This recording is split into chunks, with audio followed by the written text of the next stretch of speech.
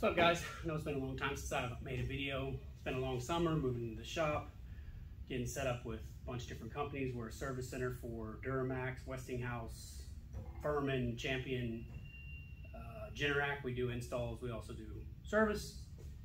So getting set up with that's been taking some time. So, as you can see, we have a sea of predators. I have a customer that brings in maybe 20 or so a month. These are typically return units. They go to auction, they buy them, he brings them, I fix them, get them working, and then they resell them. They'll come in from anything like this brand new one right here with just an unplugged wire, don't run, has 0 hours on it, to some that have 100, 200, 300, 400 hours run, and somebody forgets to put oil in it, it's trash. So, this one is a funny one. It's got some issues. I'll start it up, let you hear. Could it be a bad engine? It doesn't make electricity. It barely runs. So we're gonna diagnose it today. So let's get to it. All right, so I'm gonna go ahead and start this thing up. I'm not gonna let it run that long. I don't want to cause it too much damage, but I want y'all to hear what it's doing. There's two others like this in this pile that are doing the same thing, which is pretty surprising. But so anyway, put the choke, we'll start it.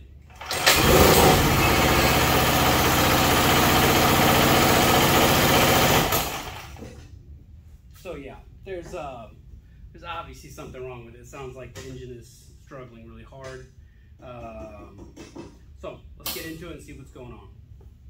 All right, so this thing acting, like you said, like you could see, it was acting pretty goofy. I guess the first thing to check would be to see if it actually pulls smoothly, if there's any kind of pause or locking, like if you feel like something inside of it's messed up. But this one, it's really smooth, it's got good compression, you can feel it. So that leads me to believe that it's either, it's not something to do with the actual engine being locked up. If it was, you would feel it kind of struggling, something tight, but that's not it. So the next test that I would do would be to remove the back cover. It's two 7mm screws. Go ahead and disconnect all the wires. I know my last video was on the electrical side of it. That's half the workings of a generator. So pull off the wires and then we'll see what happens then. All right, so we got the back cover of this thing off. We're gonna pull the 4 screws off that hold on the main electrical parts. It's these 4 right here. You got your L1 and L2, that's your 120 volts and 120 volts. So pull those off. What this is gonna do, 8mm by the way. This is going to isolate the electrical head completely from everything else, so we can see exactly what's going on here. Pull everything off, it's there. And you also want to disconnect the brushes. We also talked about that in the last video. So brushes.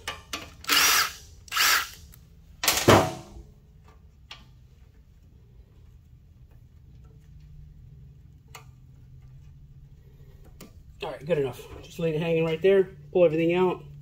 Isolate all the wires. You don't have to tape it or anything. Just don't touch them. Don't let it touch metal. So we're going to go ahead and start it up and then see how it actually acts now.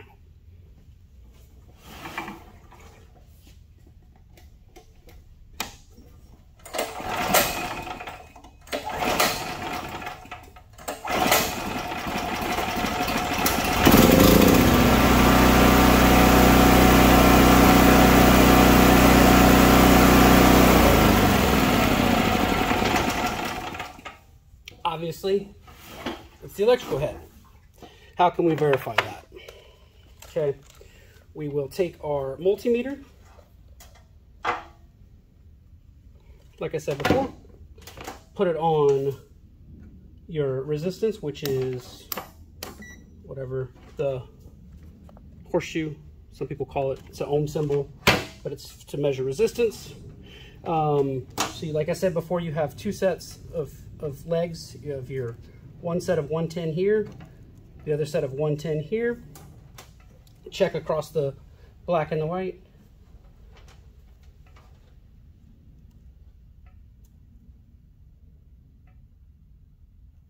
.2, well, that's okay, good enough. And then we got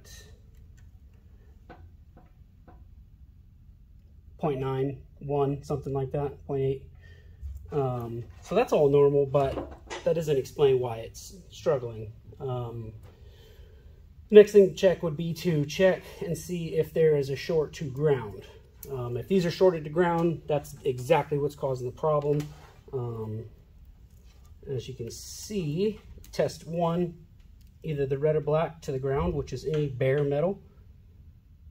Look at that, 1 ohm. That means 1 ohm means there's a direct connection between here and the actual ground of the engine. So that's what's causing it. There is no fix for that. The only fix is to replace the rotor. Replacing the rotor is not too terrible. It can be expensive if you don't know where to get them.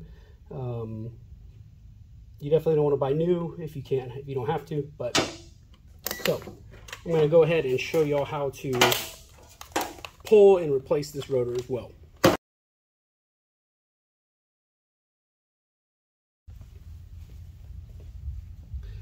All right, so I'm gonna do this pretty quick. If you've done it before, I've changed 50 or more of rotors on different brands. So if you know what you're doing, it can be pretty quick. I'll try to do it so everybody can see all the steps pretty easily. But since we've already got the electrical disconnected, that's kind of half the battle. There's a couple more items we need to remove off here, and I'll go ahead and do that now. So like I said, you remove the 4 terminals, take your brushes out. Almost everything in here is a 7mm, except for these. It's an 8, so it's not a big deal. But this is a 7. The voltage regulator is a 7. The brushes are a 7. So go ahead and pull all that stuff out.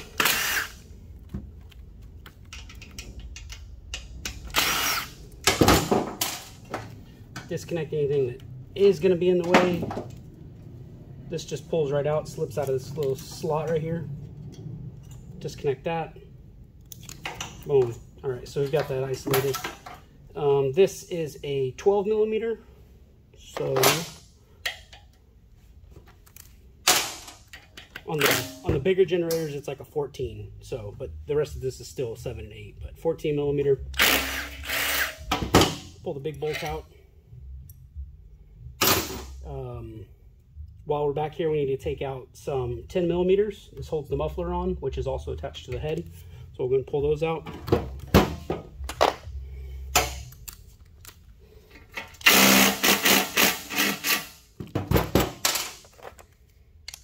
These are always stuck.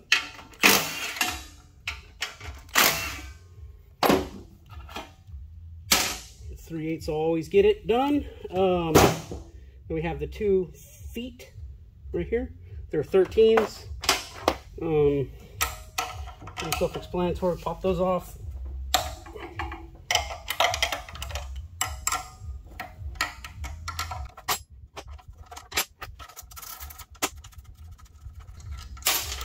Slip that ground out of the way. We do have to take the muffler and the muffler shield off. That's also pretty simple. It's all 10mm.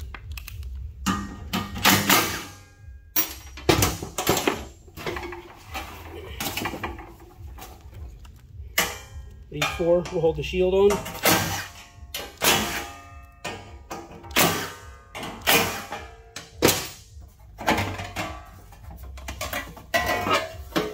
Pulls it out.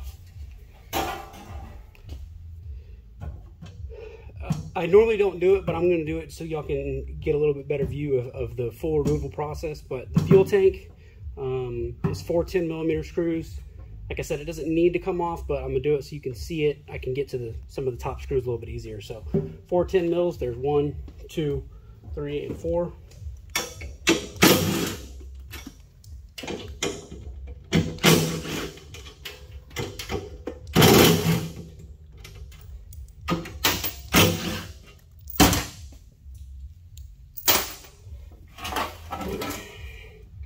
it slip out to the front.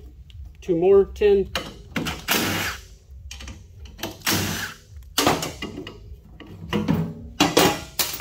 And you got a fuel hose, and that's it. Make sure you turn the fuel off so you don't get gas all over the floor.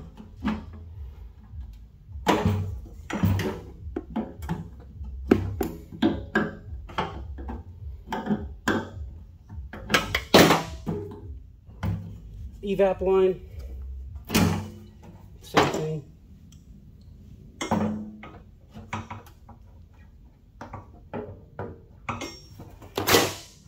This is only emissions. It doesn't do anything. There is no fuel.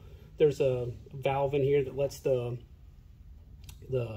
gasoline fumes out, and then so the next time you start it, it gets burned, essentially. So pull the tank out, easy. Okay, so now that you can see, probably a lot better. I hope you can. Yeah, not bad. So you have, to get the muffler off, the rest of it, it's 2 13 millimeters. They're also usually pretty tight. Any of the stuff that gets hot can be hard to get off, but Milwaukee 3/8 impact, pretty easy.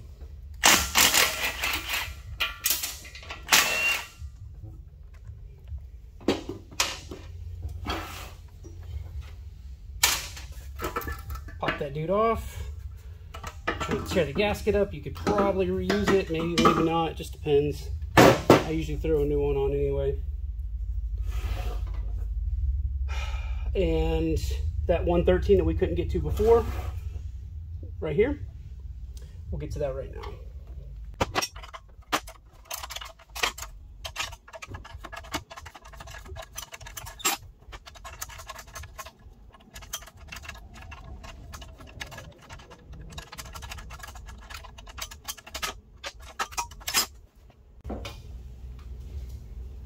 We got 4 more screws, and then we can take the whole thing off.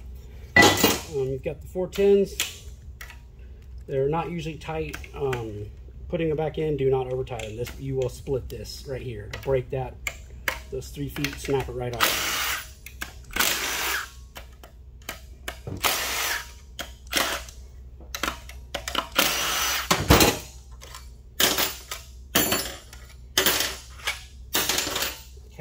And then I like to take off both pieces as one assembly. It's a little bit easier to do that. You usually don't have to fight pushing this bearing out of this race right here.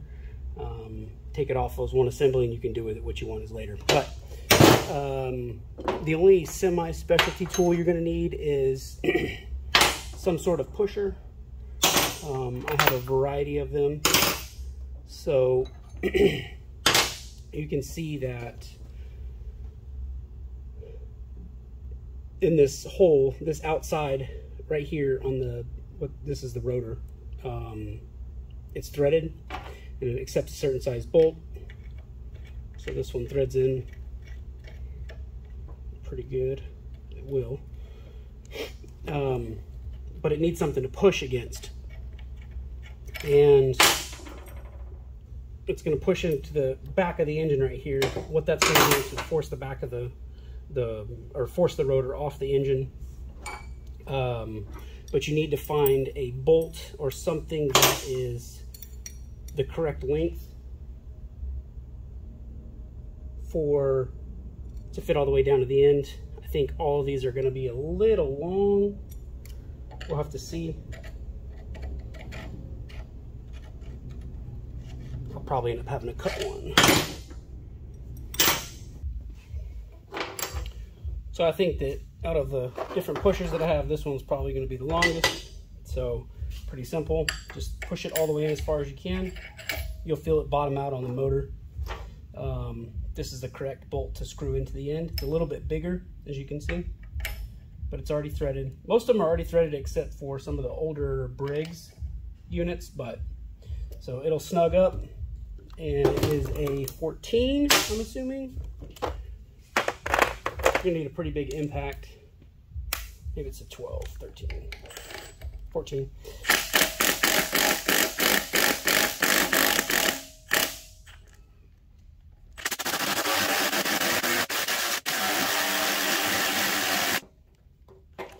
that dude is on there.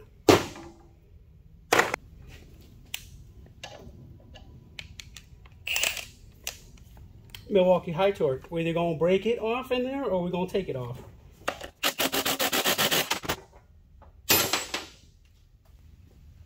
Well, like I said, it's either going to come off or it's going to break. I didn't think it would do both, but it works. So I will be using the easy outs later to get that out. But so it popped off. So I've already got the nuts off. You pick it up and the whole assembly should just slide off the back.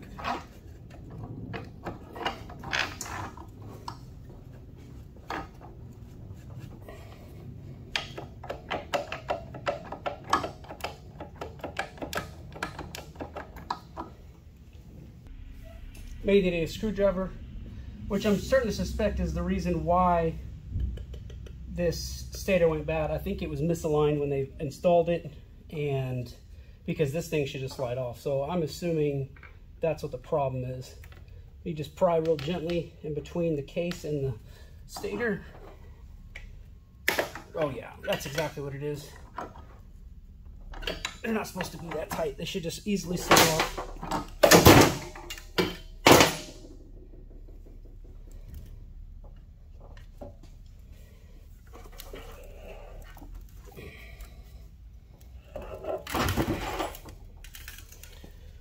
Okay, rotor is obviously still stuck. Let's see if we can find any damage in the head.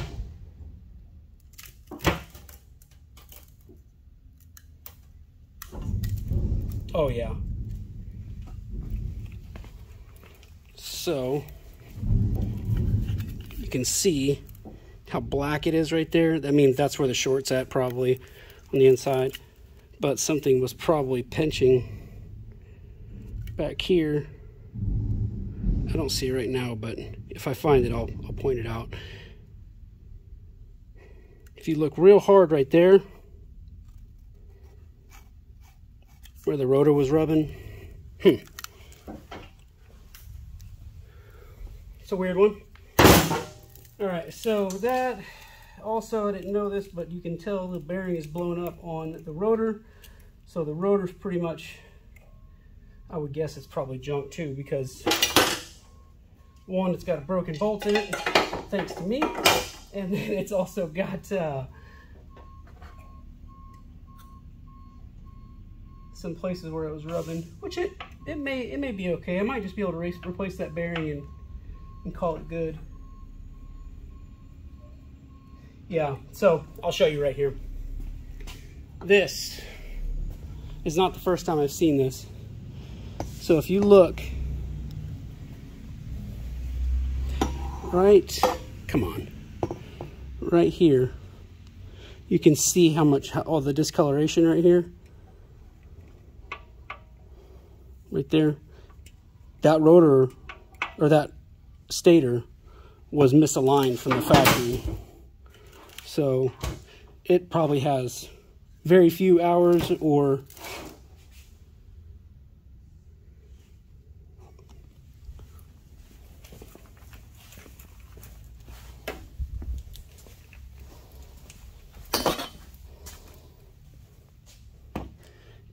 it probably has very few hours. Get a flashlight, see if I can. Yeah, you can see the discoloration. So, yeah, bad from the factory. I'll show you the incorrect way. I don't like doing it this way, but I obviously have to now to get the rotor off the engine. Try to support it to it's somewhat level.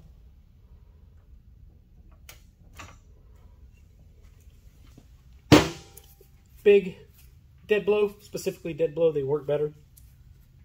Piece of wood. A lot of the guys on YouTube and they'll come and try to hit it from the side, or they'll pull the whole engine off and just try to hit it normally. But if you hit it on this metal, there is no issues with hitting it here other than if you dent it. But I've never done one like that. But hit it a couple times on one side, rock the motor over to the other side, hit it a couple times and it should pop off eventually. So hopefully we can do that right now.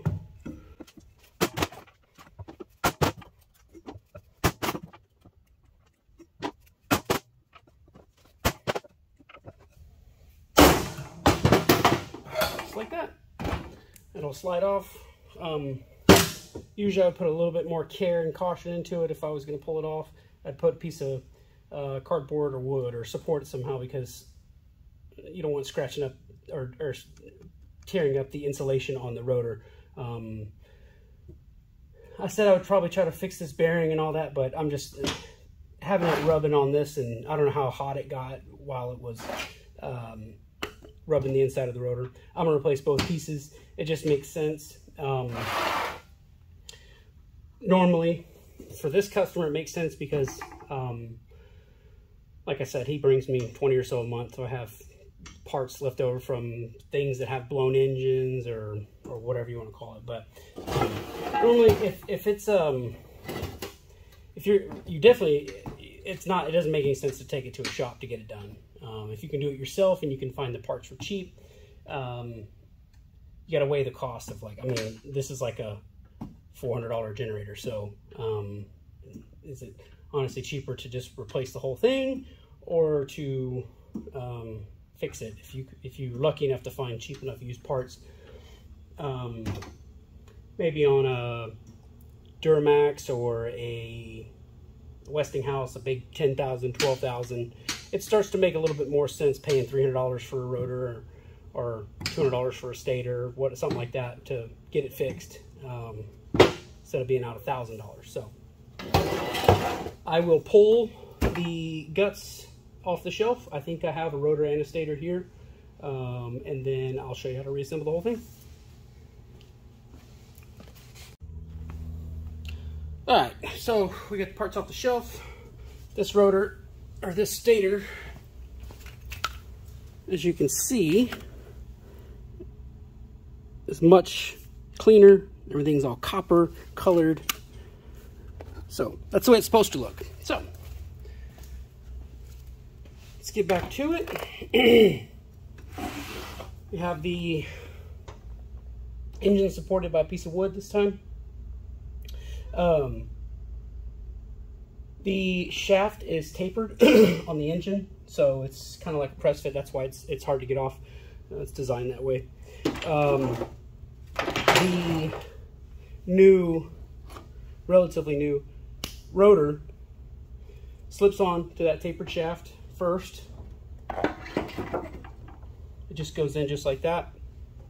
I put the bolt in there just to kind of keep it from falling out and breaking. You can thread it all the way in, tighten it up, whatever. It's not really going to be in the way.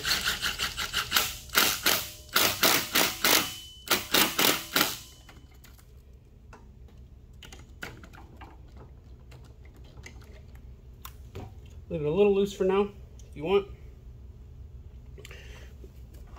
Stator goes on. The wires were oriented so they'd come out the bottom quarter, whatever you want to call it, quadrant, to go on those. So these need to be flipped around to the bottom. Just makes it easier for lining everything up later. And then be careful not to bang any of this on any of the stator.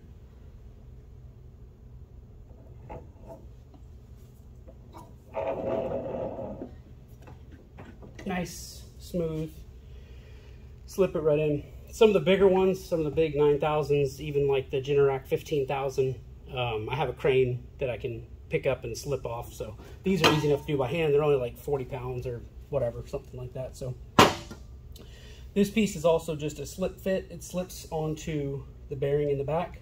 Bearing will go in and pick up and slip it down on top of the shafts, kind of all in one thing. Fish all your wires through.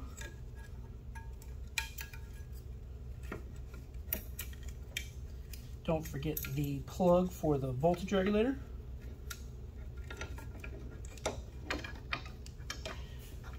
Pick up on the engine slightly.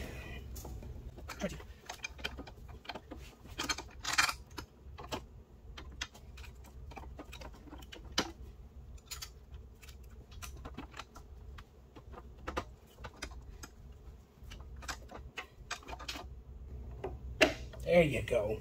Just like that. So everything's just still kind of loose. We have the wires coming out. Make sure you have them all in order. So we have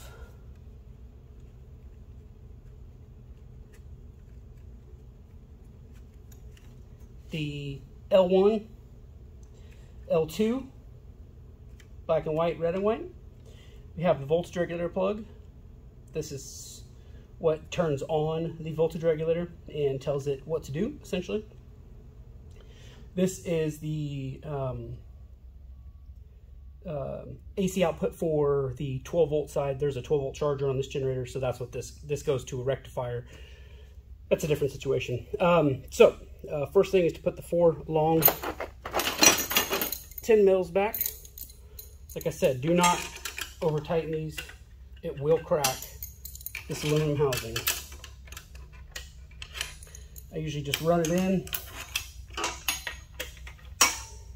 with an impact.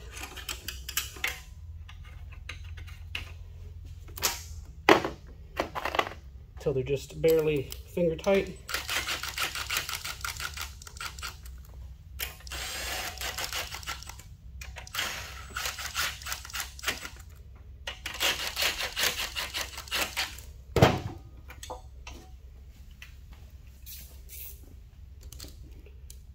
Use a 1/4 inch ratchet.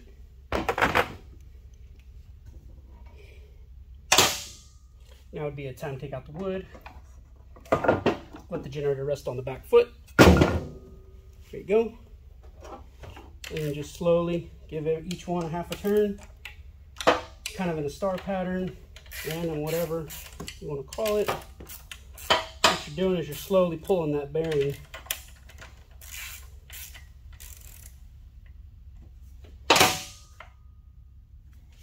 Make sure there's no binding. Sometimes this rotor or the stator will bind on the outside edge. And I think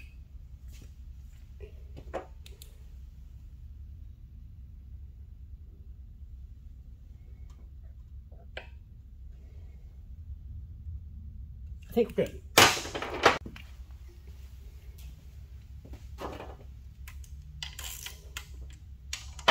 As you're tightening it, you'll be able to see it pulling up tightly, snug, whatever you want to call it, against the engine and the bearing to the stator and the rotor together.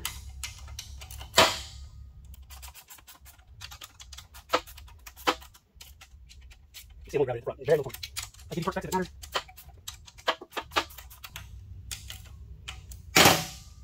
T for tight. Take a hammer, kind of seat the bearing if it needs it.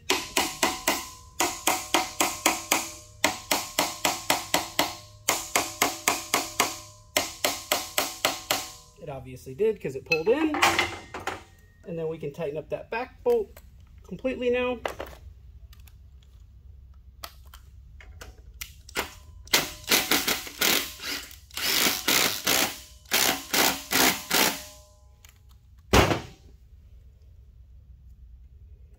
Okay, looks good.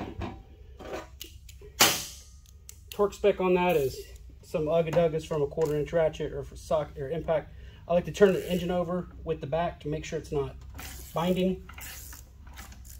The binding that you're seeing is the compression of the engine.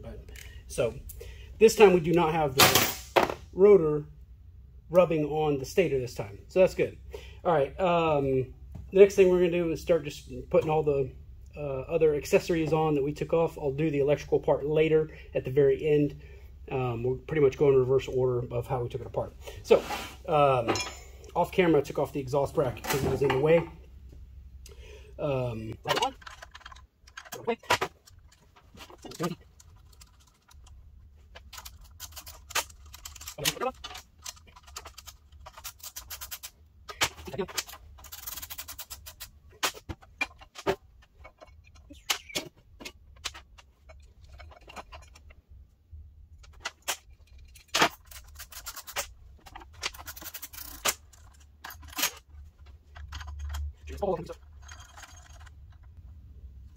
Obviously, if you've never done this before, you probably want to take some kind of notes just so you forget which bolts go where. even to this day, whenever I'm working on equipment, something I'm new to that I haven't worked on or anything, I'll make a pile on a workbench somewhere. So everything comes off first. The first set of bolts will go in the first line, second, third, so everything comes off is in order, so you know exactly which way it goes back together. So you don't forget, you know, an extra step and have to take stuff apart. So.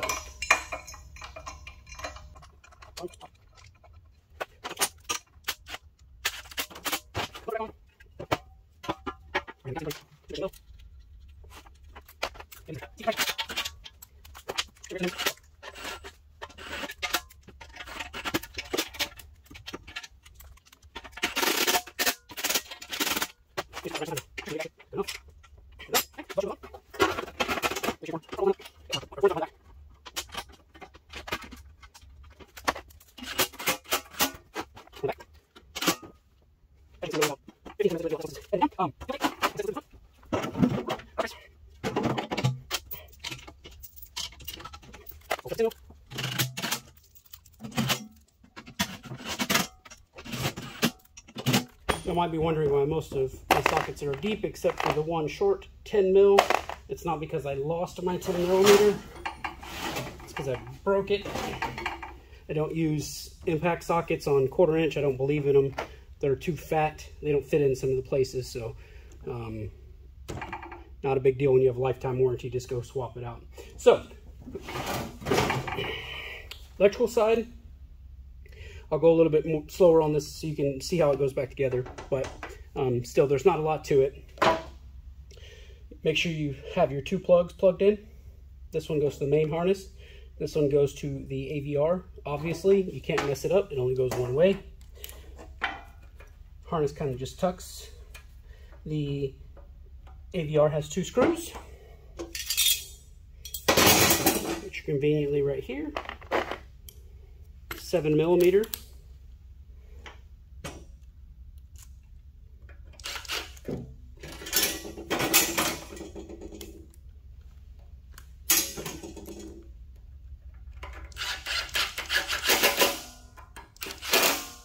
Again, T for tight. These things do not need to be crazy tight.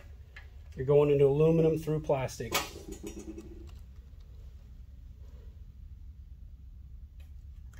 Line that up. It has a little nipple on here. On one side, the nipple's over here. The screw goes in here. After that, it's in place. Can't really go anywhere. So we have the L1 and L2, line 1, line 2, whatever you want to call it, the 110. So we still have the harness from the control panel. Slip it back in like I was talking about earlier. Obviously, these go together. Good enough. And then we have the chassis ground by itself. It goes back here.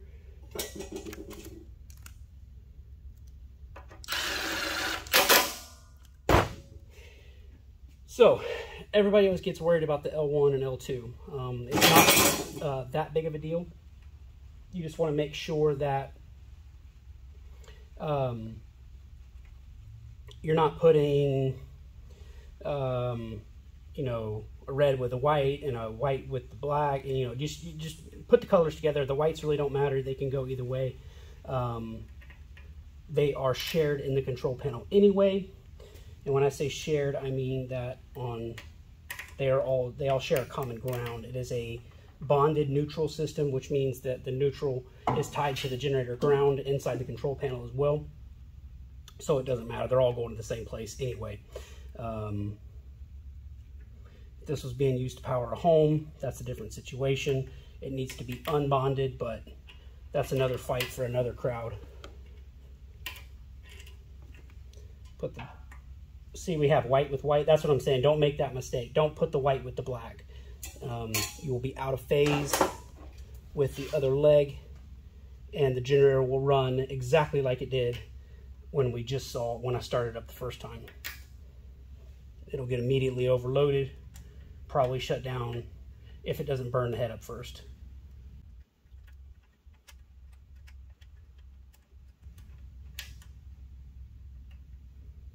Okay, this one, they are tricky. It has a flat washer, a lock washer, and an 8mm nut. They need to go in order. Last thing you want is one of these things coming off while it's running. Seen it plenty of times.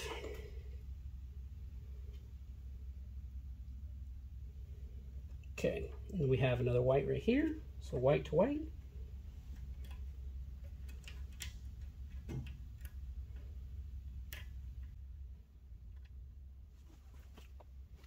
Last but not least, red with the red. I obviously switched the red and the black on purpose. You can see that the black is supposed to go down here. Red was at the top in the beginning, but as long as you're matching up the colors, it's fine. We're just using it as a mounting point, so. Oh, come on.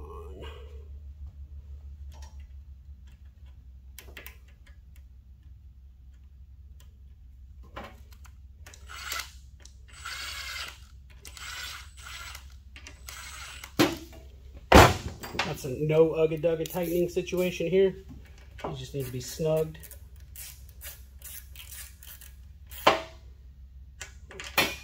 Good enough.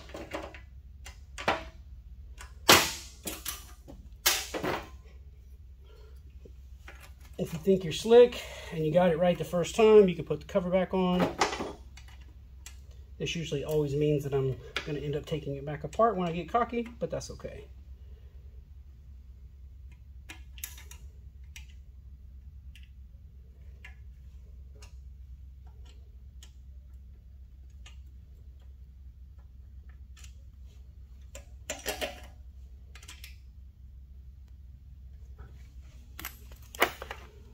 Once again with 7mm, that's it. Put it back together. Let's start it up. Choke, make sure fuel's back on. Power switch is on.